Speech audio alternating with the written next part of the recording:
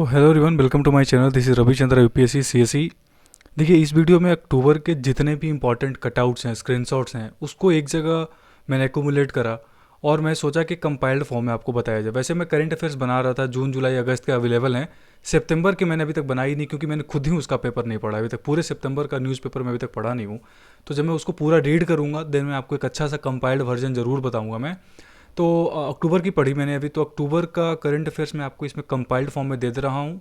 अगर आप इसको सपोर्ट करोगे इस वीडियो को, तो नेक्स्ट वीडियो में जो भी कुछ और कटआउट्स बच गए हैं उसके भी रिलेटेड बना दूंगा, वरना वीडियो काफ़ी लंबा हो जाएगा। अदरवाइज़ आप जितना भी, अगर इन सब चीज़ों से रिलेटेड जितने भी इंपॉर्टेंट स्क्रीनशॉट्स आपको जानने हैं, मैं आपको चैनल का लिंक बता दे रहा हूँ, मेरे टेलीग्राम ग्रुप का, मेरे ट्विटर प्रोफाइल्स का, आप दोनों को फॉलो कर लीजिए। मैं आपको जेन्युइनली बता रहा हूँ, you gonna a lot of benefit from there. आपको बहुत सारा बेनिफिट मिलने वाला है उन दोनों ग्रुप से, जहाँ पे highlighted parts, important current affairs, Twitter से अगर ढंग की चीज़ों को फॉलो करोगे ना, बहुत सारी इंफॉर्मेशन आपको मिलेगा, वो मैं आपको प्रोवाइड कर दूंगा। तो इस स्क्रीनशॉट्स में क्वेश्चन फॉर्मेट में 25 क्वेश्चन है, पर ये जो 25 क्वेश्चन है अपने आप में बहुत इंपॉर्टेंट है, विद फैक्ट्स कि कहाँ से उठाया है मैंने, वो मैं आपको बता दूंगा। रेस्ट के लिए जो भी बच जाती है चीज़ें, नया पार्ट बना दूंगा जल्दी ही, 2-4-5 दिनों में, और इसका जो और सारी चीज़ें आपको टेलीग्राम ग्रुप पे मिल जाएगा। तो फॉलो करिए ग्रुप को, चैनल को सब्सक्राइब करिए, शेयर करिए। आपका कुछ जा नहीं रहा सब्सक्राइब करने में, बिकॉज आपको कुछ चीज़ें मिलेंगी ही यहाँ से, ठीक है। सो मैं आपको जल्दी ही दूसरा फॉर्म भी दे दूंगा अक्टूबर का। तो द हिंदू का, द इंडियन एक्सप्रेस का, जितने भी इंपॉर्टेंट चीज़ें रही हैं, जो भी इंपॉर्टेंट कटआउट्स हैं उसके, हिंदुस्तान टाइम्स के न्यूज़पेपर का जितना भी मुझे लगा, वो मैंने इसमें एक अच्छा क्वेश्चन बनाकर आपको फॉर्मेट में दिया है।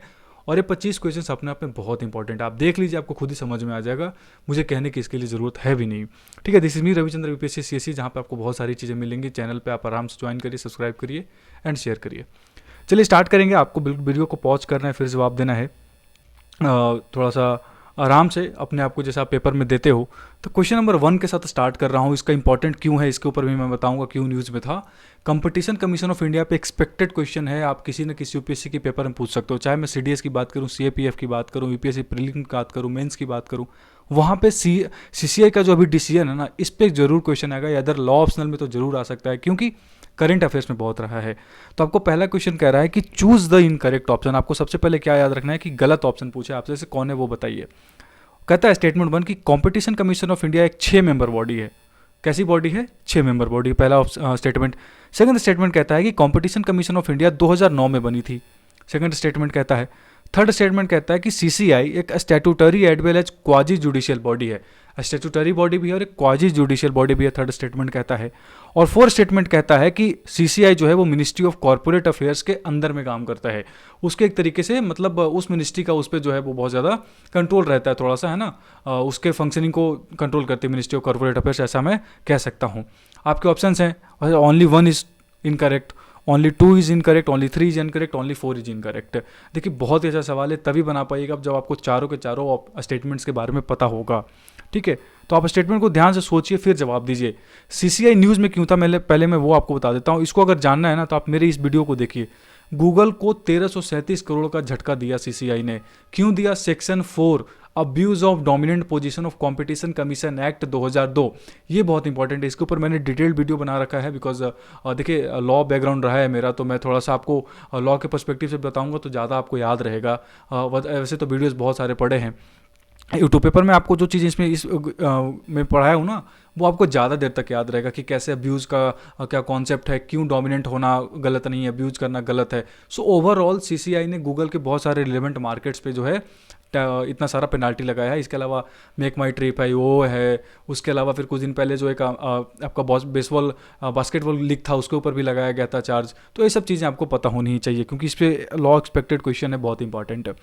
अब यहाँ ध्यान से देखिए, कंपटीशन कमीशन ऑफ इंडिया का जो पहला स्टेटमेंट है वही गलत है, क्योंकि ये 6 मेंबर बॉडी नहीं है, ये 7 मेंबर बॉडी है। 6 मेंबर्स तो होते ही हैं, प्लस एक चेयरमैन होते हैं। ठीक है, ये आपको याद रखें। जो फिलहाल में अशोक कुमार गुप्ता है, ये भी आपको पता होना चाहिए। दूसरा कहता है 2009 में बना था, ये बात बिल्कुल सच है। कंपटीशन कमीशन 2009 में बना था, अमेंडमेंट हुई थी 2006 में, उसके बाद इसको बनाया गया था। और सीसीआई जो ड्यूली, मतलब बढ़िया जो ड्यूली इस्टेब्लिशमेंट होती है ना, वो 2009 में हुई थी, 2007 के बाद हुआ था बेसिकली। और सीसीआई एक स्टैट्यूटरी बॉडी है, क्योंकि एक एक्ट से बनी है। और क्वाजी जुडिशियल बॉडी है, क्योंकि अभी जिसने आपको मैंने बताया कि पेनाल्टी लगा सकती है, यानी कि क्वाजी जुडिशियल बॉडी है। दूसरा चौथा ऑप्शन कहता है कि मिनिस्ट्री ऑफ कॉर्पोरेट अफेयर्स में काम करता है स्टेटमेंट, ये बिल्कुल सही बात है। तो पहला ये स्टेटमेंट इसका सिर्फ गलत है। ठीक है, आगे चलेंगे। क्वेश्चन नंबर सेकंड देखिएगा, देखिए बहुत इंपॉर्टेंट है, बहुत सारे आर्टिकल्स आए थे। ये क्वेश्चन बहुत इंपॉर्टेंट है। हिंदू में द इंडियन एक्सप्रेस में 3-4 दिन आपको इसके ऊपर आर्टिकल्स मिल जाएंगे, जो मैंने अपने टेलीग्राम ग्रुप पे भी दिया हुआ था और क्वेश्चन भी कराए थे और बताया भी था कि बहुत इंपॉर्टेंट है। कि recently news Pakhru tiger reserve safari, एक टाइगर सफारी आपको पता है, जैसे बहुत सारे स्टेट्स में होता है, कान्हा में, बांधवगढ़ में, फिर उसके अलावा राजगीर में, बहुत जगह होते हैं टाइगर सफारी। तो पाखरू टाइगर सफारी को क्या हुआ था कि बनाने के लिए लगभग हजारों पेड़ काट दिए गए थे उस टाइगर रिजर्व में। तो आपको बताना है किस टाइगर रिजर्व में ऐसा हुआ था जिसका संबंध पाखरू टाइगर सफारी से है। क्या Namdapha tiger reserve Arunachal Pradesh, Sathyamangalam tiger reserve आपको पता है Tamil Nadu, Jim Corbett tiger reserve Uttarakhand और वाल्मीकि टाइगर रिजर्व बिहार। अब आपको बताइए इसमें से कौन सा ऑप्शन है उसके साथ पाखरू टाइगर रिजर्व का जो है स्टेट मतलब जो है वो संबंध रहा है। ये बहुत इंपॉर्टेंट है। करंट कॉन्टेक्स्ट आपको समझ में आ गया क्या है? देखिए क्यों है, क्योंकि एनजीटी ने इस कॉर्पोरेट आंसर वैसे जिम कॉर्बेट है, टाइगर सफारी वर्क को क्या करा है, रोक दिया है, क्योंकि इनके ऊपर इन्वेस्टिगेशन स्टार्ट हुआ है। तो आंसर क्या हो जाएगा, जिम कॉर्बेट टाइगर रिजर्व। और इसी का नाम बदल के Ramganga tiger reserve, Ramganga national park भी कर दिया गया। इंडिया का ओल्डेस्ट नेशनल पार्क है, भी आपको पता होना चाहिए। सबसे पहला यही था जो टाइगर रिजर्व, जो हमारा टाइगर प्रोजेक्ट टाइगर चला था ना 1973 में, उसके अंदर भी इसको लाया गया था। ठीक है, चलिए आगे चलेंगे। तो आगे जाने से पहले एक फैक्ट मैं आपको बता देता हूँ। रमेश पांडे जी बहुत अच्छे हैं, आपको पता होगा, ट्विटर उनको फॉलो करिए, बहुत अच्छा ट्वीट्स आता है इनका इन्वायरमेंटल से रिलेटेड। अभी एक न्यूज़ है कि भारत का 33वां एलिफेंट रिजर्व बन गया है। कौन सा? Terai elephant reserve, Dudhwa Pilibhit landscape, Uttar Pradesh. Uttar Pradesh में दुधवा नेशनल पार्क है, आपको पता है, पीलीभीत भी टाइगर रिजर्व वहीं पे है, बहुत इंपॉर्टेंट है। इनको जोड़ता हुआ एक बनाया गया है तराई एलिफेंट रिजर्व, 33वां है, जो कहाँ पे कंप्लीट हो गया है, उत्तर प्रदेश में। ये बात आपको पता होनी चाहिए। एक क्वेश्चन अपने आप में है, तो 26वां नंबर क्वेश्चन मैंने आपको बता दिया। वैसे है 25 ही, पर 26 नंबर क्वेश्चन आप अपने दिमाग में डाल लीजिए। आगे चलेंगे, देख रहे हो कितने इंपॉर्टेंट कटआउट्स है, सब अवेलेबल करा रखा है मैंने। क्वेश्चन नंबर 3 में बताइए आप कि मेघ चक्र न्यूज़ में था, एक पैन इंडिया ऑपरेशन है by which of the following body, जिसने online circulation of child sexual and abusive material के खिलाफ चलाया है। मेघ चक्र, ठीक है, ये आपको बताना है। बताइए मेघ चक्र किस बॉडी के द्वारा चलाया गया था कि ऑनलाइन सेक्सुअल अब्यूज़ वगैरह जो है उनको क्या किया जाए, रोका जाए, उनको जो है वो पकड़ा जाए। इस तरीके का एक ऑपरेशन कार्बन भी था जो लास्ट ईयर न्यूज़ में था, नवंबर 2021 में, वो भी आपको पता होना चाहिए। सीबीआई ने चालू करा है, ईडी ने, इन्फोर्समेंट डायरेक्टरेट ने, या ministry of social justice and empowerment ने, या फिर national commission for protection of child right जो है एनसीपीसीआर जो है उसने स्टार्ट करा है। बताइए, अगर आपने पढ़ा होगा तो आपको द इंडियन एक्सप्रेस का द हिंदू में आर.के. बीज साहब बहुत बड़े आईपीएस ऑफिसर हैं, उनका एक एडिटोरियल आया था। उस एडिटोरियल में उन्होंने बात करी थी इसके ऊपर, मेघ चक्र के ऊपर, ऑपरेशन कार्बन के ऊपर। मेघ चक्र सीबीआई के द्वारा स्टार्ट करी गई थी, ये भी आपको पता होना चाहिए, बहुत इंपॉर्टेंट क्वेश्चन है। ठीक है, ये आपको पता होना चाहिए, सिंपल सवाल। आगे चलेंगे। क्वेश्चन नंबर 4 कहता है कि भारत का जो डोमेस्टिक गैस प्राइस है वो डिटरमाइन किया जाता है दुनिया के कौन बड़े बड़े इंडाइसेस के माइंड में, मतलब उनको उनका एवरेज करके। जैसे है ना, अपना जो तेल है वो ब्रिटेन वुड्स वगैरह पे जो है उन सब से रिलेटेड होता है, उन सब के प्राइसेस का बहुत बड़ा रोल होता है हमारे प्राइसेस को डिटरमाइन करने में। तो उसी तरीके से जो इंडिया का जो एलपीजी है, जो इंडिया का जो लिक्विफाइड पेट्रोलियम गैस है, जो डोमेस्टिक गैस प्राइस है, उसको डिटर्मिनेशन किन बड़े बड़े इंडाइसेस का एवरेज से किया जाता है। ये न्यूज़ में क्यों था? इंडियन एक्सप्रेस जब आप पढ़ोगे, नहीं द हिंदू जब आप पढ़ोगे, तो द हिंदू का जो टेक्स्ट कॉन्टेक्स्ट पर पेज आता है उसमें आप देखोगे कि यूरोपियन यूनियन में बहुत बड़े लेवल पे जो क्राइसिस आ रही है एनर्जी का, उसका इंपैक्ट इंडिया पे क्या हो सकता है, उसके बारे में एक आर्टिकल आया हुआ था, उसको उसमें से सवाल मैंने निकाला है। तो आपके ऑप्शन है कनाडाज का अल्बर्टा, उससे, यूके का नेशनल बैलेंसिंग पॉइंट, उससे, यूएसए का हेनरी हब, उससे, या ऑल ऑफ द एबव। इन तीनों से, या मतलब होता है, या अलग अलग किसी से भारत का जो डोमेस्टिक गैस प्राइसेस है वो डिटरमाइन किया जाता है, आपको बताना है।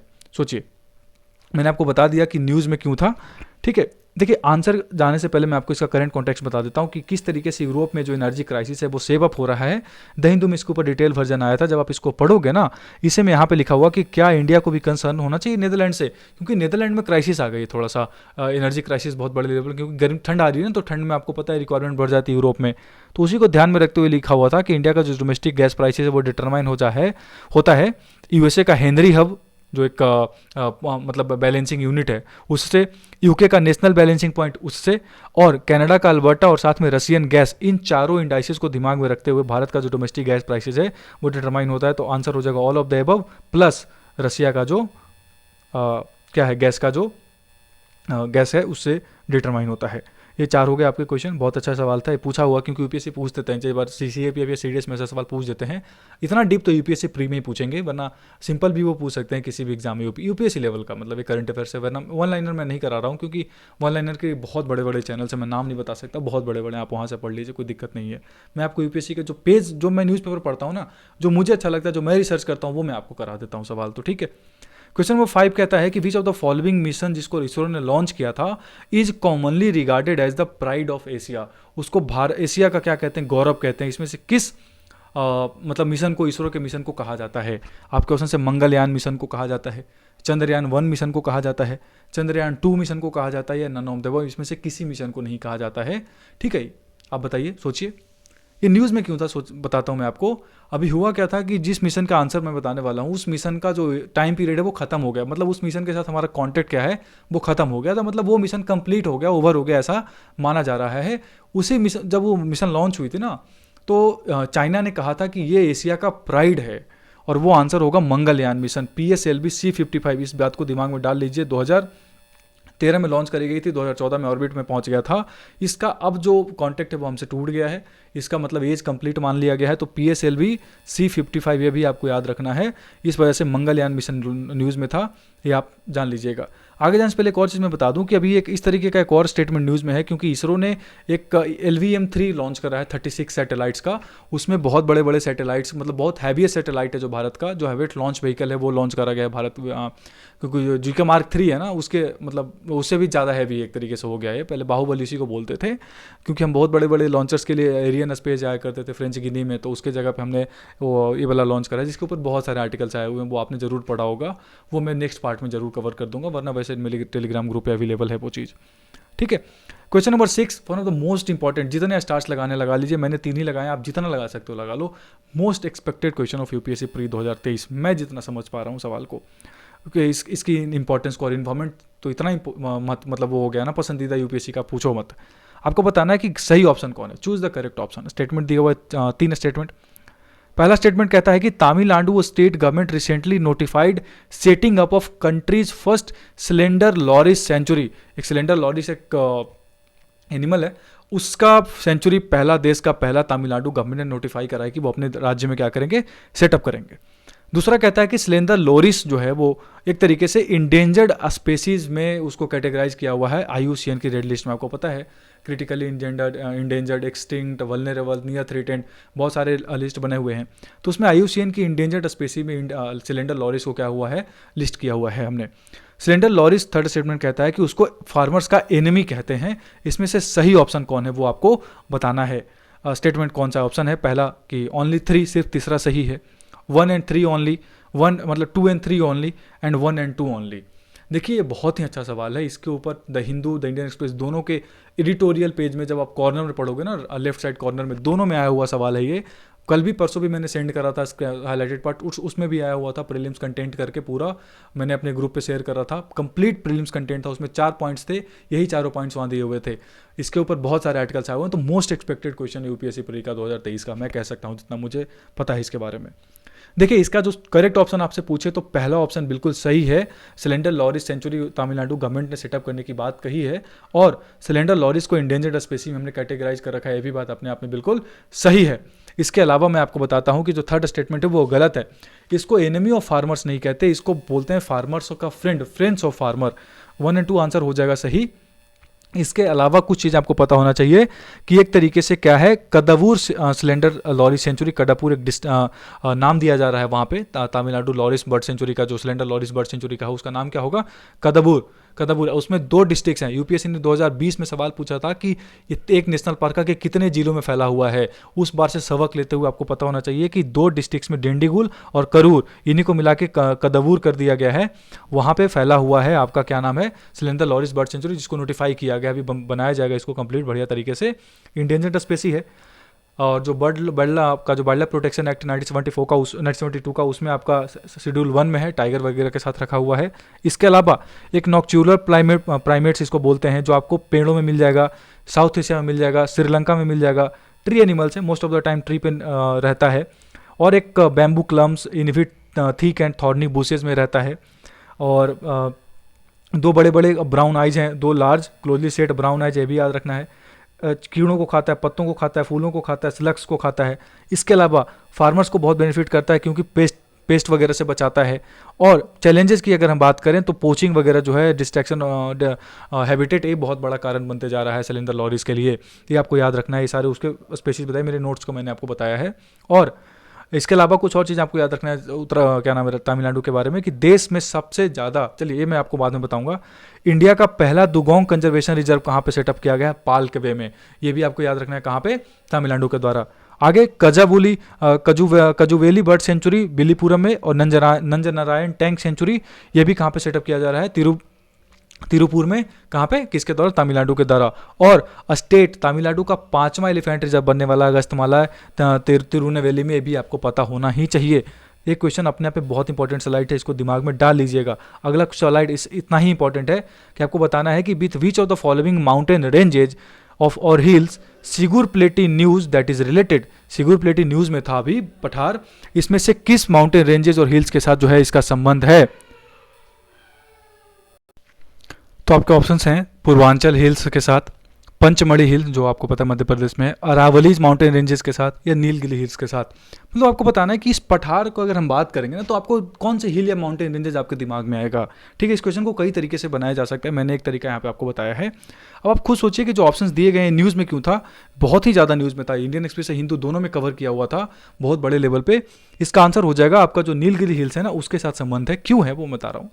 सिगुर प्लेटी जो है ये बेसिकली इजिप्टियंस जो वल्चर है उसके साथ संबंधित है। आपको तमिलनाडु में 4 तरह के वल्चर्स मिल जाएंगे, उसमें एक तरीके का इजिप्टियन वल्चर भी है, तो उसमें उसी से संबंध है। क्योंकि तमिलनाडु गवर्नमेंट ने अभी हाल ही में वल्चर को बचाने का एक बहुत ही बड़े लेवल पे क्या करा है, एक प्रोग्राम स्टार्ट करा है। ठीक है, और इसी प्रोग्राम में आपको पता होना चाहिए कि क्या है ना कि जो तमिलनाडु ने स्टार्ट करा है उसमें विंध्या माउंटेन रेंजेस के बाद आपको जो नीचे जाइएगा उसमें बहुत सारे वल्चर्स आपको मिलेंगे, वो तमिलनाडु स्टेट में मिलेगा। जो क्यों न्यूज़ में है वो पता है, क्योंकि तमिलनाडु को कितना इंपॉर्टेंट है हमारे लिए बचाना वल्चर्स को, क्योंकि वो बहुत ज़्यादा थ्रेट में है। वो डाइक्लोफेनेक वगैरह आप नाम जानते होंगे, बहुत सारे जो नॉन स्टेरॉइड सेटेलाइट दवाइयाँ उसकी वजह से। और इसके अलावा भी कुछ चीज़ आपके दिमाग में होनी चाहिए कि वल्चर्स का इम्पैक्ट जो है वो बहुत बड़ा है, मतलब हमारे देश पे अगर उसको नहीं बचाएंगे तो बहुत बड़ा इम्पैक्ट होगा। इसी के मद्देनज़र जो है ना तमिलनाडु गवर्नमेंट ने क्या करा है, बेसिकली इसको बचाने के लिए एक तरीके का प्रोग्राम स्टार्ट करा है। तमिलनाडु स्टेट ने गवर्निंग काउंसिल भी सेटअप करा है, जिसमें कि क्लाइमेट गवर्निंग काउंसिल की बात करी गई है। एक कुछ मेंबर्स का कमेटी बनाकर किस तरीके से इसका इम्पैक्ट होगा क्लाइमेट चेंज का और सब चीज़ों का बात करी गई। तो ये भी क्वेश्चन आ सकता है कि अभी हाल ही में किस राज्य ने क्लाइमेट चेंज से रिलेटेड एक गवर्निंग काउंसिल सेटअप करा है, तो तमिलनाडु। ठीक है, ये बात आपको पता होना चाहिए। एट द सेम टाइम देखिए, मैं आपसे बात कर रहा था कि यूपीएससी स्क्रीनशॉट और ट्विटर पे फॉलो करिए, इसमें बहुत सारी इंपॉर्टेंट चीज़ आपको कटआउट्स पर प्रोफाइल्स बहुत कुछ इंपॉर्टेंट इन्फॉर्मेशन यहाँ पे मिल जाएगा। लगभग हर दिन 10-15 ट्वीट्स में 10-15 करंट अफेयर्स और इंपॉर्टेंट जो प्रिंट आउट्स हैं, कटआउट्स हैं, वो आपको आप मिल जाएगा। और डेली न्यूज़पेपर पीडीएफ डिस्कशन को फॉलो करिए, टेलीग्राम पर ज्वाइन कर लीजिए इसको, जिसमें आपको न्यूज़पेपर वगैरह सुबह में मैं डाल देता हूँ 7 बजे तक, और उसके अलावा जो भी आपके काम की चीज़ें हैं वो यहाँ पे मिल जाएंगी आपको। ठीक है, तो आप इन दोनों का लिंक डिस्क्रिप्शन बॉक्स में भी मिल जाएगा और कमेंट सेक्शन में भी मिल जाएगा। क्वेश्चन नंबर 7 की तरफ चलेंगे, आई गेस 8 है। चूज द करेक्ट ऑप्शन, सही स्टेटमेंट को चूज करिए, बताइए कौन सा है। कि उत्तर प्रदेश में भारत में सबसे ज़्यादा रामसर वेटलैंड साइट्स हैं। ये बात आपको पता है, रामसर साइट्स क्या होते हैं, अच्छे से जानते हो आप। तराई एलिफेंट रिजर्व भारत का 33वां है, जिसको अभी तमिलनाडु में बनाया गया है, बात कर ली है मैंने, गलत होना नहीं चाहिए आपसे। और भारत का थर्ड स्टेटमेंट कहता है कि इंडियाज का पहला डुगोंग कंजर्वेशन रिजर्व वो कहाँ पे सेटअप किया गया, पालकवे में, तमिलनाडु में। और यशवंत सागर लेके, जिसको अभी हाल ही में एक तरीके का रामसर साइट डिजिग्नेट किया गया, वो मध्य प्रदेश में है। इसमें से कौन सा स्टेटमेंट सही है? सिर्फ पहला स्टेटमेंट सही है, दूसरा स्टेटमेंट सही है, तीसरा स्टेटमेंट सही है, ऑल स्टेटमेंट्स आर करेक्ट। इसमें मैंने देखा, सिर्फ ये नहीं बोल रहा हूँ कि दूसरा स्टेटमेंट, मतलब सिर्फ और सिर्फ इन चारों में एक स्टेटमेंट सही है, इन चारों में 2 स्टेटमेंट सही है, इन चारों में 3 स्टेटमेंट सही है, इन चारों में 4वें स्टेटमेंट सही है। ये ऑप्शन दिया है मैंने, ना कि सिर्फ ओनली 1 ओनली 2, क्योंकि यहाँ पे 2 स्टेटमेंट्स लिखा हुआ है। ध्यान दीजिएगा, यूपीएससी में अगर नया पैटर्न सेटअप करेगा जैसे लास्ट ईयर करा था, तो ऐसे कर सकता है। कौन कौन से स्टेटमेंट सही है वो आप सुनिए, फिर बताइए। देखिए, मैंने आपको बोला कि उत्तर प्रदेश में maximum number of Ramsar wetland sites है, तो गलत है। पहले था, अब नहीं है, क्योंकि तमिलनाडु में हो गया 14, उत्तर प्रदेश में 10 दूसरे नंबर पर चला गया है। तराई एलिफेंट रिजर्व, जिसकी मैंने बात करी आपसे, वो 33वां एलिफेंट रिजर्व है, पर तमिलनाडु में नहीं, उत्तर प्रदेश में। ठीक है। इंडिया का पहला डुगोंग कंजर्वेशन रिजर्व है, बात सही है, पाल्कवे तमिलनाडु में, और यशवंत सागर लेक एमपी में है। ये सेटअप किया गया, मतलब क्या है, रामसर साइट है। यानी कि 2 स्टेटमेंट चाहिए, तो ओनली 2 स्टेटमेंट्स आर करेक्ट, इसका आंसर हो जाएगा। ठीक है। यशवंत सागर, अगर आपको वेटलैंड वगैरह का इंपॉर्टेंस के बारे में जानना है, थोड़ा पढ़ना है ना, और ट्रिक्स वगैरह से याद करना है, तो मेरे चैनल पे आपको मिल जाएगा। एक वीडियो बनाया हुआ मैंने बीपीएससी के एग्जाम पे बनाया था कि किस तरीके से आप याद कर सकते हो। अभी जो रिसेंटली 26 वेटलैंड्स ऐड किए गए भारत में, उसको आप याद कर सकते हो। ठीक है, मैंने उसका ट्रिक बता रखा है। क्वेश्चन नंबर 9 कहता है कि निहोंसू क्या है। सिंपल क्वेश्चन, निहोंसू क्या है? एक फंगल इन्फेक्शन है, एक अल्कोहलिक प्रोडक्ट है, एक राइस का प्रोडक्ट है, या फिर नन ऑफ द एबव, इसमें से कुछ नहीं है। ये बहुत ही अच्छा सवाल था, द हिंदू में, इंडियन एक्सप्रेस में आया था एक इसके ऊपर आर्टिकल। आपको याद रखना है कि अल्कोहलिक प्रोडक्ट है, सिंपल, बस इतना याद रख लीजिएगा। निहोंसू जापान का है, जिसको भारत में एक तरीके से जीआई टैग की बात की जा रही है कि आप इसको जीआई टैग दीजिए, हमारा प्रमोशन होगा। एक तरीके का अल्कोहलिक प्रोडक्ट है जिसमें रॉ मटेरियल्स कौन कौन होता है, एक तरीके का फंगल प्रोडक्ट होता है कुछ, और एक तरीके का राइस वगैरह का यूज़ करके बनाया जाता है। ठीक है, तो ये बात आपको पता होना चाहिए निहोंसू क्या है। वैसे भी होंसू आइलैंड अगर पूछे तो आपको समझ में पता है कहाँ का है, जापान का सबसे छोटा आइलैंड होंसू आइलैंड। ये सबसे छोटा नहीं, हाँ सबसे छोटा होंसू ही है, if I am not wrong. Question number 10 देखेंगे। क्वेश्चन नंबर 10 कहता है कि सेहन करुणातलिका किस देश के हैं जिन्होंने भी हाल ही में बुकर प्राइज जीता, मैन बुकर प्राइज 2022 का अवार्ड जीता। सेहन करुणातिलका कहाँ के रहने वाले हैं? यूक्रेन के हैं, अजरबैजान के हैं, मॉरिशस के हैं, श्रीलंका के हैं। अगर आप मैच वगैरह देखते होगे ना, टेस्ट क्या नाम है, क्रिकेट मैच, तो आपको आसानी से पता चल जाएगा। ये करुणातिलका और इस तरीके के नाम आपको मिल जाएंगे श्रीलंका में बहुत सारे। ठीक है, तो श्रीलंका का है ये न्यूज़, आपको पता, श्रीलंका के बिलोंग करते हैं, वहाँ इनको अभी हाल ही मैन बुकर प्राइज दिया गया है। क्वेश्चन नंबर 11 वेरी इंपॉर्टेंट सवाल। ठीक है, वेरी इंपॉर्टेंट क्वेश्चन कहता है कि choose the correct option about Birangana Durgavati tiger reserve. Birangana Durgavati tiger reserve के बारे में सही स्टेटमेंट को चयन कीजिए। ऑप्शन 1 का स्टेटमेंट 1 कहता है कि ये उत्तर प्रदेश के 3 जिलों में फैला हुआ है, पहला। दूसरा स्टेटमेंट कहता है कि ये पन्ना टाइगर रिजर्व के एक तरीके का सब्स्टिट्यूट के रूप में काम करेगा, मतलब पूरा पन्ना टाइगर रिजर्व का नहीं, कुछ पन्ना टाइगर रिजर्व के कुछ पोर्शंस को एक तरीके से सब्स्टिट्यूट के रूप में काम करेगा। कहने का मतलब ये है। ऑप्शन आपको पता है कि सिर्फ पहला स्टेटमेंट सही है, only 2 is correct, both are correct, none of the above. इस ऑप्शन के साथ अच्छे से वाकिफ है। ये बहुत इंपॉर्टेंट है। देखिए, बिरांगना दुर्गावती टाइगर रिजर्व पहली बात उत्तर प्रदेश में है ही नहीं, एमपी में है, और ये 3 जिलों में फैला हुआ है, बात सही है, कोई दिक्कत है नहीं इसमें। पर इसके अलावा दूसरा स्टेटमेंट अपने आप में सही है, तो ओनली 2 इज करेक्ट। इसके न्यूज़ में क्यों था कि जो वाइल्ड लाइफ बोर्ड है ना मध्य प्रदेश का, उसने इसको एक तरीके से डेडिकेट कर दिया है, उसने बोल दिया है कि हम बनाने वाले हैं, नया क्या बनाने वाले हैं, अपना बिरांगना दुर्गावती वाइल्ड लाइफ सेंचुरी। इसके बारे में बात कर ली गई और बहुत ही जो न्यूज़ में था, बहुत सारे क्वेश्चन इसके ऊपर आ रखे हैं पहले से भी, तो आपको पता होना चाहिए कि बिरांगना दुर्गावती का जो क्वेश्चन है ये न्यूज़ में था। ठीक है, इसके अलावा मैं आपको और कुछ इंपॉर्टेंट इन्फॉर्मेशन इसके बारे में दे देता हूँ आपको। जैसे अगर इसके बारे में पूछे तो एट द सेम टाइम ये भी आपको याद रखना है कि जो रायपुर बर्ड लाइफ सेंचुरी है, इसी से रिलेटेड, इसी को जोड़ता हुआ, बनाता हुआ उत्तर प्रदेश में बनाया जा रहा है, चित्रकूट डिस्ट्रिक्ट में। ठीक है, कहाँ पे? उत्तर प्रदेश में, रायपुर नहीं, रानीपुर। दुर्गावती टाइगर रिजर्व कौन कौन से जिलों में फैला हुआ है? नरसिंहपुर, दामोह और सागर, ऊपर में तीनों मिल जाएंगे आपको। पन्ना टाइगर रिजर्व का क्या हुआ कि वो केन बेतवा जो लिंक है ना नदी वाला, उसकी वजह से कुछ पोर्शन उसका डूब गया है, तो उसके इम्पैक्ट को रोकने के लिए दुर्गावती टाइगर रिजर्व बनाया जा रहा है, जिसको अभी एनटीसीए क्या करेगी, नोटिफाई कर देगी। अभी तक नोटिफिकेशन आया नहीं एनटीसीए का, स्टेट बोर्ड ने कर दिया है। 339 स्क्वायर किलोमीटर फैला हुआ भी आपको पता होना चाहिए। इसके अलावा नौरादेही वाइल्ड लाइफ सेंचुरी भी न्यूज़ में था, जो कॉरिडोर है किसके बीच में? सतपुरा टाइगर रिजर्व और Panna tiger reserve, Nauradehi. Durgavati tiger reserve या वाइल्ड लाइफ सेंचुरी किसके बीच में होगा? ग्रीन कॉरिडोर, आपको याद रखना है, बांधवगढ़ टाइगर रिजर्व और पन्ना टाइगर रिजर्व, इसके बीच में भी इंपॉर्टेंट होना चाहिए, इंपॉर्टेंट होगा, ये बात आपको पता होना चाहिए। ये 3-4 टाइगर रिजर्व में इसमें से एक आध क्वेश्चन तो आ ही जाएगा, या फिर नमदफा वाला आ जाएगा, या फिर जो अगला क्वेश्चन मैं कराने वाला हूँ, नेक्स्ट क्वेश्चन जो मैं भी कराऊंगा आगे, उसमें भी 2 क्वेश्चन बहुत इंपॉर्टेंट है जो इन्वायरमेंट में बिल्कुल आ सकते हैं। अक्टूबर में इन्वायरमेंट के क्वेश्चन बहुत सारे बने हैं।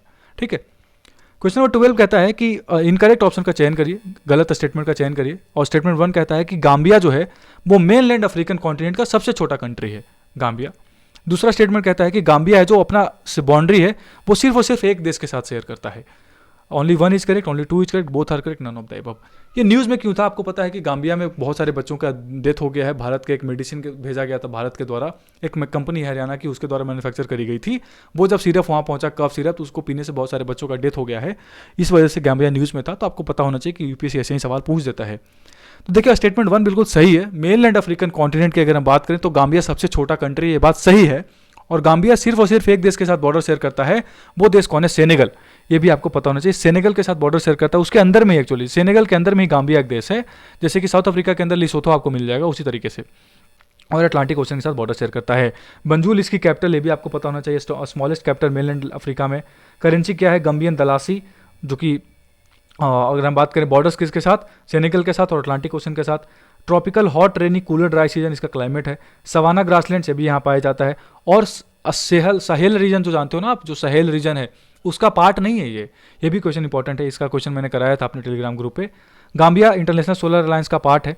ये वही देश है जिसने म्यांमार को लेकर गया था वहाँ पे, क्या नाम है, इंटरनेशनल जो क्रिमिनल कोर्ट है ना, वो आईसीसी कोर्ट में लेकर गया था वो म्यांमार के खिलाफ। म्यांमार वगैरह में जो हुआ था ना आंग सान सूकी को, वहाँ पे समन किया गया था। मंदीनका यहाँ का सबसे बड़ा ट्राइब है, ये भी इंपॉर्टेंट है। कुंता किंता आइलैंड जो बहुत बड़ा यूनेस्को वर्ल्ड हेरिटेज साइट है गाम्बिया में, भी पता होना चाहिए आपको। और रिसेंटली न्यूज़ क्या था, क्योंकि गाम्बिया के वाइस प्रेसिडेंट कहाँ थे, भारत आए थे। ये सब इंपॉर्टेंट फैक्ट्स बता दिया मैंने आपको। ये बहुत आसान सवाल है पर मैंने आपको दे दिया रिकैप कराने के लिए। यूपीएससी पूछेगा नहीं, मुझे उम्मीद है नहीं कि पूछेगा इस पर, क्योंकि ग्लोबल हंगर इंडेक्स 2022 में भारत की रैंकिंग क्या है, 103, 107, 104, 112। तो 107 रैंकिंग है, 107 रैंकिंग है। कितने देशों में, 121 देशों में, यह बात आपको याद रख लेना है, ठीक है। अफगानिस्तान सिर्फ हमसे पीछे है बाकी एशिया में। क्वेश्चन नंबर 14 कहता है कि which of the following beach of India, Bharat का इसमें से कौन सा जो बीच है वो ब्लू फ्लैग सर्टिफाइड बीच नहीं है। एक ब्लू फ्लैग सर्टिफिकेशन होता है जो फाउंडेशन फॉर जो इन्वायरमेंट है FEE देती है, कहाँ से, डेनमार्क बेस्ड है, वो देता है। तो आपको बताना है कि बताइए इसमें से कौन सा बीच जो है भारत का वो नहीं है, मतलब उसको हम एक तरीके से ये नहीं बोल सकते हैं कि वो भारत का एक ब्लू फ्लैग सर्टिफाइड बीचेज है। इंडिया में टोटल कितने हैं आज के डेट में, जब मैं वीडियो बना रहा हूँ तो 12। ये न्यूज़ में भी इसीलिए पूछा हूँ क्योंकि 2 दिन पहले 2 नए बीचेज को भारत में ऐड कर दिया गया। पहले 10 थे, अब 2 हो गए, 12 हो गए। तो बताना है कोवलम बीच, पेलोलम बीच, कादमत बीच या थुंडी बीच, इसमें से कौन सा बीच ब्लू फ्लैग सर्टिफिकेशन के अंतर्गत नहीं आता है भारत में, बताओ। देखिए कादमत बीच और थुंडी बीच जिसे भी रिसेंटली ऐड किया गया 2 दिन पहले। कोवलम बीच पिछले साल। पेलोलम बीच गोवा का है, इसको अभी तक ब्लू फ्लैग सर्टिफिकेशन नहीं मिला, जो अच्छा है, बहुत सुंदर बीच है, इसको मिल सकता है। 12 बीचेज हो गए टोटल। देखिए भूपेंद्र यादव हमारे जो minister of environment and forest climate change है, उनका देखिए ट्वीट है कि थुंडी बीच और कादमत बीच जो है उनको ब्लू फ्लैग सर्टिफिकेशन दे दिया गया है। और कुछ इन्होंने इंपॉर्टेंट चीज़ बताई थी कि जो थुंडी बीच है वहाँ पे दोनों लक्षद्वीप के हैं, भी याद रखिएगा, दोनों लक्षद्वीप के हैं। और थुंडी बीच जो है वो बहुत ही प्रिस्टीन और पिक्चर क्विक बीच है, क्या नाम है, लक्षद्वीप में, जहाँ पे जो वाइट सैंड है वो आपको बहुत सारा मिल जाएगा। उसके अलावा कादमत बीच जो है उसके बारे में कुछ इन्होंने बताया कि क्रूज टूरिस्ट वगैरह वहाँ पे जाते हैं, जो वाटर स्पोर्ट्स के लिए काफ़ी फेमस है। इसके अलावा ये सारे बीचेस का नाम आप एक बार देख लीजिएगा, 10 और 2 मिला के 12 हो गए, जिसमें आपको कपड़ हो जाएगा, ऋषिकोंडा है, विशाखापट्टनम बीच जिसको भी बोलते हैं उधर आंध्र प्रदेश में, गोल्डन बीच पुरी में, फिर उसके अलावा राधानगर, स्वराज द्वीप, अंडमान निकोबार में। तो ये 10 द्वीपों का ये हो गया, 2 ये 12 टोटल द्वीप हो गया, आपको पता होना चाहिए, ठीक है। FEE देता है। आगे चलेंगे। बताइए लिविंग प्लानिट रिपोर्ट न्यूज़ में था, इसको कौन सी बॉडी रिलीज करती है। लिविंग प्लानिट रिपोर्ट कौन सी बॉडी के द्वारा रिलीज की जाती है। United Nation environmental programme, WWF, world economic forum या ministry of environment forest and climate change, इसमें से कौन सी बॉडी के द्वारा लिविंग प्लानिट रिपोर्ट रिलीज की जाती है। ये भी न्यूज़ में था, क्यों था वो मैं आपको बताऊंगा। देखिए न्यूज़ में क्यों था कि 69% डीप आई है वाइल्ड लाइफ में पिछले 50 सालों में। एक रिपोर्ट थी द हिंदू में, उसमें ये बताया गया है, मतलब आर्टिकल था कि जो WWF के द्वारा वर्ल्ड वाइल्ड लाइफ फंड है उसने रिलीज करा लिविंग प्लानिट रिपोर्ट। आंसर क्या हो जाएगा, WWF। उसने बताया कि पिछले 50 सालों में लगभग 69% का डीप देखा गया है वाइल्ड लाइफ में। उसमें कई सारे सबसे ज़्यादा डिक्लाइन आपको लैटिन अमेरिका में मिल जाएगा, कैरिबियन रीजन्स में मिल जाएगा, बहुत सारे कारण दिए गए हैं। आप इसको पॉज करिए, पढ़िए, और ये सारी चीज़ें मेरे टेलीग्राम ग्रुप पे अवेलेबल हैं, आपको काम की चीज़ें यहाँ से मिल जाएंगी, ठीक है। आगे चलेंगे। ये बहुत अच्छा सवाल है, बहुत इंपॉर्टेंट। क्वेश्चन नंबर 16 कहता है कि करेक्ट ऑप्शन का चयन करिए, सही स्टेटमेंट कौन सा है कि लिसू इथनिक कम्युनिटी, जो पहला स्टेटमेंट है, लिसू एक इथनिक कम्युनिटी है, मतलब एक तरीके से ट्राइबल कम्युनिटी है, वो अरुणाचल प्रदेश की लोकल है। दूसरा स्टेटमेंट कहता है कि लम्फाफू जो है बोलते हैं लोकल नेम में स्नो लेपर्ड को लिसू डायलेक्ट में, लिसू कम्युनिटी लिसू डायलेक्ट बोलती है, उसमें वो स्नो लेपर्ड को लम्फाफू बोलते हैं। बताना है कौन सा स्टेटमेंट सही है। Only 1 is correct, only 2 is correct, both are correct, none of the above. आपको लग रहा होगा कहाँ से लाया हूँ मैं, कहीं से लाया नहीं हूँ मैं, इंडियन एक्सप्रेस और द हिंदू दोनों में कवर किया हुआ था ये चीज़। बताता हूँ कहाँ, ये देखिए हिंदू का article, quest for the ghost cat based on lore. कई बार ऐसी मान्यता है नामदफा टाइगर रिजर्व में, अब जब जाओगे ना अरुणाचल प्रदेश में, तो वहाँ पे कि वहाँ पर स्नो लेपर्ड भी मिलते हैं। ऐसा अभी तक पाया नहीं गया है, वहाँ पे आपको क्लाउडेड लेपर्ड्स मिल जाएंगे, टाइगर मिल जाएगा और लेपर्ड मिल जाएंगे, पर इसका अभी तक कोई खोज खबर नहीं है कि स्नो लेपर्ड भी मिलता है। पर कुछ लोग जो वहाँ पे लिसू इथनिक ट्राइब्स वो कहते हैं कि वहाँ पे अवेलेबल है, मैंने देखा है।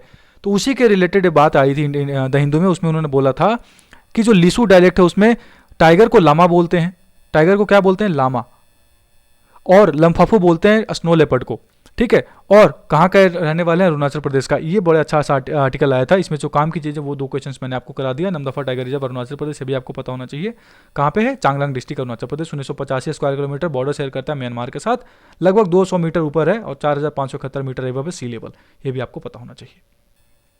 आगे देखेंगे, ये बड़ा बड़ा एक्सपेक्टेड सवाल है, बहुत इंपॉर्टेंट, मतलब एक्सट्रीम इंपॉर्टेंट क्वेश्चन है कि सही स्टेटमेंट का चयन करिए कि पूरी दुनिया में पहला बार वर्ल्ड स्लॉथ बियर डे बनाया गया, भालू दिवस, स्लॉथ भालू, ये 12 अक्टूबर 2022 को बनाया गया पहली बार। और स्लॉथ बियर को वल्नरेबल बोलते हैं, IUCN रेड लिस्ट के अंदर उसको कैटेगराइज कर रखा है। और स्लॉथ बियर जो है वो भारतीय सबकॉन्टिनेंट के जो है वो इंडेमिक स्पेसीज में आए जाते हैं। Only 1 1, 2 and 3 is correct, only 2 and 3 is correct, only 1 and 2 is correct, only 2 is correct. Statement बहुत इंपॉर्टेंट है, बहुत ही अच्छा क्वेश्चन है, बहुत इंपॉर्टेंट क्वेश्चन है, मतलब मोस्ट इंपॉर्टेंट क्वेश्चन है ये। और ये तीनों स्टेटमेंट सही है। क्यों न्यूज़ में मैं बताता हूँ। वर्ल्ड स्लॉथ बियर डे बनाया गया अभी हाल ही में, द हिंदू ने कवर करा इसको 12 अक्टूबर 2022 को, ठीक है, पहली बार। 90% इंडिया में मिलता है इसका स्पेसी, इंडेमिक है साउथ एशिया का, जिसमें आपको श्रीलंका मिल जाएगा और इंडिया में मिल जाएगा, बहुत बड़ा इसका जो चंक है। और वल्नरेबल स्पेसीज हैं, लिस्टेड एज अंडर शेड्यूल 1 में है WWPA 1972 के अंदर। और बहुत ही इंपॉर्टेंट कम्युनिटीज़ हैं जो इसके साथ डील करती हैं, जैसे कलंदर कम्युनिटी मेंबर्स हैं, उन्होंने बताया इसके ऊपर भी जब बातचीत की गई थी, क्योंकि उसको बचाने की बात की जा रही है, तो इससे रिलेटेड आर्टिकल आया था, इसमें से सवाल पूछा गया है। जो इंपॉर्टेंट क्वेश्चन है वो मैंने आपको करा दिया, पूछेंगे तो वही पूछेंगे। इसका साइंटिफिक नेम क्या है, मेलुरसस यूरसिनसस, ये बात आपको याद रख लेना है। मेलुरसस यूरसिनसस, ये भी आपको पता होता है कि यहाँ पे लिखा हुआ है, प्रोनाउंसिएशन में भी मेरा थोड़ा गलत हो सकता है, पर जो भी है वो यहाँ पे आपको मिल जाएगा। इसके अलावा ह्यूमन एनिमल कॉन्फ्लिक्ट्स जैसे गुजरात में, राजस्थान में, महाराष्ट्र में, उसको वहाँ पे भी पाया गया है। ये बात बहुत इंपॉर्टेंट, मतलब मोस्ट इंपॉर्टेंट क्वेश्चन है इस पूरे स्लाइड का। क्वेश्चन नंबर 18 देख लेते हैं, बहुत अच्छा सवाल कि करेक्ट ऑप्शन बताओ आप, सही शब्दों का चयन करिए कि इलेक्शन कमीशन ऑफ इंडिया के पास किसी भी पॉलिटिकल पार्टी को डी रजिस्टर करने का भी पावर है। देखिए, रजिस्टर करने का पावर तो है भी, मैं क्वेश्चन कर रहा हूं कि डी रजिस्टर करने का भी पावर है। दूसरा ऑप्शन कहता है, स्टेटमेंट कहता है कि इलेक्शन कमीशन ऑफ जो है इंडिया, वो कभी भी किसी के भी सिंबल को, किसी पॉलिटिकल पार्टी का अगर कोई डिस्प्यूट होता है तो उसमें सिंबल को फ्रीज नहीं कर सकता, मतलब कुछ समय के लिए दोनों में से कोई पार्टी यूज नहीं करेगी, ऐसा नहीं कह सकता है। Only 1 is correct, only 2 is correct, both are correct, none of the above. देखिए, बहुत अच्छा सवाल है। अगर आपने पढ़ा होगा इंडियन एक्सप्रेस और द हिंदू, तो आपको बहुत सारा शिवसेना का जो टसल चल रहा है उसके ऊपर आपको आर्टिकल्स मिल जाएंगे। तो ऑप्शन 2 है वो सही है यहाँ पर, मतलब सॉरी ऑप्शन गलत है। इसमें से क्या पूछा है, करेक्ट ऑप्शन पूछा है ना, तो पहला भी गलत है और दूसरा भी गलत है, क्योंकि election commission of India freeze तो कर सकती है, तो नॉन ऑफ द अबव हो जाए, कोई भी सही नहीं है। फ्रीज करी थी उन्होंने, अभी शिवसेना का जो सिंबल है उसको फ्रीज कर दिया था कुछ दिन के लिए बाई इलेक्शन में। ना तो एकनाथ शिंदे की जो फैक्शन है वो यूज़ करेंगे, ना ही आप जो शिवसेना के जो लीडर हैं उद्धव ठाकरे, उनका कोई जो फैक्शन है वो यूज़ नहीं करेगा। मतलब ये फ्रीज कर सकता है अनटिल, जब तक मैं कंफर्म ना कर दूं कि इलेक्शन कमीशन ऑफ इंडिया किसको ये पावर देता है कि आप सिंबल यूज करिएगा। पहला, दूसरा स्टेटमेंट तो बिल्कुल यहाँ पे गलत है। पहला स्टेटमेंट देखिए बहुत इंपॉर्टेंट है, आपको पता होना चाहिए। रजिस्ट्रेशन का पावर तो है, पर डी रजिस्ट्रेशन का पावर नहीं है। कई बार सुप्रीम कोर्ट के स्टेटमेंट्स आए हैं, जजमेंट आया है, उसमें सुप्रीम कोर्ट ने कहा भी है कि अगर फ्रॉड के तरीके से लिया गया है या फिर कोई बहुत ऐसा नेशनल इंटरेस्ट की बात है या कुछ भी ऐसा जो आपको लगता है कि नहीं, something that is not under the power की जो आपको रजिस्ट्रेशन का पावर देती है, तो आप डी रजिस्टर कर दीजिए, इसमें कोई दिक्कत है नहीं, डी रजिस्टर कर सकते हैं। पर ओवरऑल डी रजिस्ट्रेशन का पावर अभी तक इलेक्शन कमीशन ऑफ इंडिया के पास पार्लियामेंट के एक्ट स्टैट्यूट के अनुसार नहीं है। RP 1951 ऐसा कुछ भी नहीं कहता है, ये बात आपको पता होना ही चाहिए, ठीक है, याद रख लीजिएगा। आगे देखिए, इसमें पूरा का पूरा इंपॉर्टेंट है, 4-5 पॉइंट्स है ना, द इंडियन एक्सप्रेस का है शायद, आपको वहाँ से मिल जाएगा, चुपचाप इसको पढ़ लीजिएगा एक बार पॉज करके, आपको बहुत काम की चीज़ यहाँ से मिल जाएगी। क्वेश्चन नंबर 19 कहता है कि इसमें से किस टैक्स के बारे में बात करते हैं जब हम कहते हैं कि वो टैक्स बेसिकली क्या रिप्रेजेंट करता है, unearned an anticipated gain in income, मतलब एक ऐसा इनकम जो आपको प्रॉफिट हुआ वो आप एंटिसिपेट नहीं करते, आप सोच नहीं रहे थे, आप एक्सपेक्ट नहीं करते आपको मिलेगा, पर वो आपको मिल गया। उस टैक्स को क्या बोलते हैं, wealth tax, windfall tax, payroll tax या नन ऑफ द अबव। इसको बोलते हैं विंडफॉल टैक्स। न्यूज़ में क्यों था? विंडफॉल टैक्स बेसिकली होता क्या है, टैक्सेस मिला है कई सारे फाइनेंशियल ईयर्स में कई सारे कंपनीज को, क्योंकि जो रशिया यूक्रेन का वॉर हो रहा है ना, उससे कुछ कोई लोग मतलब एंटिसिपेट नहीं किए गए थे बहुत फर्म्स के द्वारा, ठीक है। तो इसमें होता क्या है कि मान लो जैसे रशिया यूक्रेन का वॉर हो रहा है और कंपनीज एक्सपेक्ट कर रही हैं कि नहीं हमको इससे लॉस होगा, पर उनको गेन हो जाता है, तो वो अनअर्न्ड अनएंटिसिपेटेड गेन हो गया ना इनकम में, तो वही होता है विंडफॉल टैक्स, ठीक है। एक तरीके का टैक्स होता है, आपको वो चीज़ पता होना चाहिए।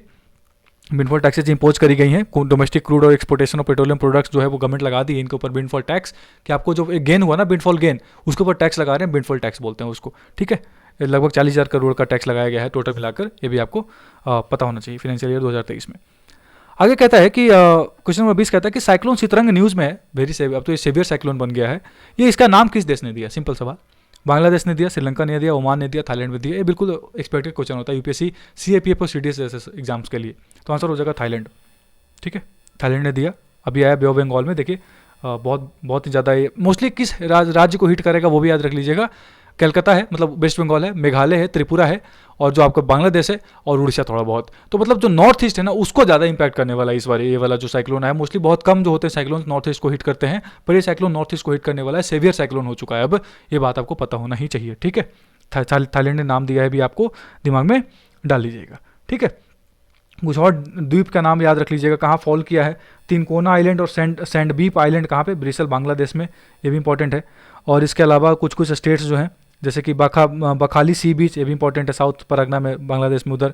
उसके अलावा त्रिपुरा में, मेघालय में, मिजोरम में, फिर आपका वेस्ट बंगाल में 4-5 स्टेट बहुत ज़्यादा इससे क्या हो रहे हैं, हिट हुए हैं, ठीक है। आगे चलेंगे। क्वेश्चन नंबर 21 कहता है, देखिए बहुत अच्छा सवाल है कि इनकरेक्ट ऑप्शन का चयन करिए कि इंडियन बिसॉन्स और गौर उसको वल्नरेबल बोलते हैं, IUCN रेड लिस्ट में वल्नरेबल कैटेगरी में हमने कैटेगराइज कर रखा है, स्टेटमेंट 1। स्टेटमेंट 2, इसी को जो इंडियन बिसन और गौर है वो स्टेट एनिमल है बिहार का, सिर्फ और सिर्फ बिहार स्टेट का क्या है, स्टेट एनिमल है। Only 1 is correct, only 2 is correct, both are correct, none of the above. Incorrect option बताना है इसमें से गलत कौन है। ये न्यूज़ में क्यों था? क्योंकि श्रीलंका ने अभी भारत से कहा है कि आप हमको 6 बिसौन दीजिए ताकि हम अपने देश में वापस इसको रिवाइव कर सके। और एक टर्म बहुत ज़्यादा न्यूज़ में आ गया था उस टाइम के ऊपर, मैंने सब बोला भी था पढ़ लेने के लिए आपको, जूलॉजिकल डिप्लोमेसी और wild life diplomacy. UPSC GS paper 3 का मोस्ट एक्सपेक्टेड सवाल, एकदम फेवरेट सवाल यूपीएससी का है सब। अब पूछ देगा आपसे डिप्लोमेटिकल डिप्लोमेसी न्यूज़ में था, क्या है इसका इंपैक्ट क्या होगा, बताइए, देते रहिए जवाब बैठ के। आंसर होगा इसका, देखिए इंडियन बिसौन सिर्फ और सिर्फ बिहार का है, ये बात गलत है, गोवा का भी है और ये बात सच है। वल्नरेबल कैटेगरी है तो स्टेटमेंट गलत कौन सा हो जाएगा? 2, ठीक है। गोवा का भी, ये बात याद रख लीजिएगा, स्टेट एनिमल। क्वेश्चन नंबर 22 कहता है कि रिसेंटली इसमें से किस देश ने इंपेरर पेंगुइन, जो दुनिया का सबसे बड़ा पेंगुइन है, हैवी पेंगुइन है, उसको इंडेंजर्ड स्पीसी में कैटेगराइज कर दिया बिकॉज ऑफ क्लाइमेट चेंज। इस पेंगुइन को बहुत प्रॉब्लम्स हो रहे हैं, दिखते आ रही है, इनका लाइफ जो है वो हैबिटेट है वो डिस्ट्रैक्ट हो रहा है।